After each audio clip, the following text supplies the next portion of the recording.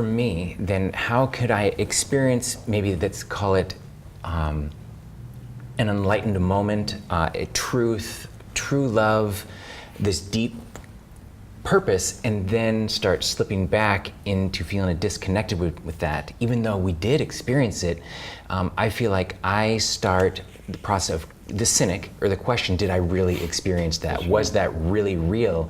Because if it was really real, I wouldn't be doing the things that I'm doing now. I would be living differently.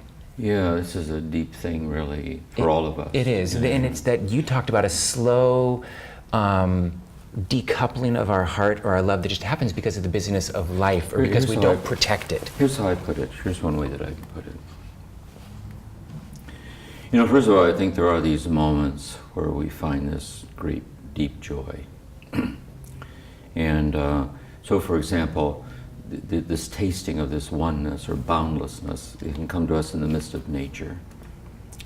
It can come to us when we're all alone with no addictive props or escapes. It can come to us in intimacy with another person, where they say to each other, we are one. And in love, they know that they are one. It can come to us in the pause between two lines of a poem. It can come to us, it's the essence of aesthetic experience, the experience of the beautiful. Music can move us with this. It can also come to us in the presence of, it comes to us in the presence of birth.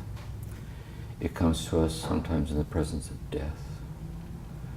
But there's a certain moment where we kind of serendipitously find our way into a certain clearing, like a hiatus from confusion. And what a fool I am to worry so. You know, and when it's actually happening, it's too self-evident to doubt, it's too deep to comprehend. But the finite wounded ego that was transcended in that moment, as the moment passes, it's skeptical. And the reason is the habits formed by the traumatized and wounded heart are very strong. And we're actually afraid of it. We're afraid of it because there's no control in joy. See? In other words, in these moments of surrender into the arms of the beloved, or holding the child, or being alone, it's an act of trust that I can be completely vulnerable and safe at the same time. And that somehow I have a certain value or worth that I can't begin to explain to anybody. And it goes out boundlessly in all directions like that.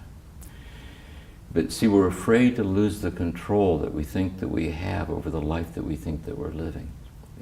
And the ego reinstates its claim on our awakened heart, see, and pulls us back. See.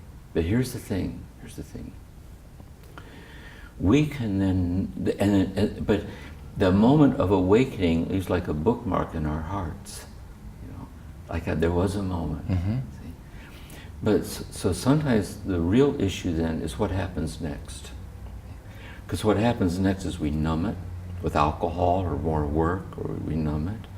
We get scattered again, like the world of 10,000 things. We just scatter to things.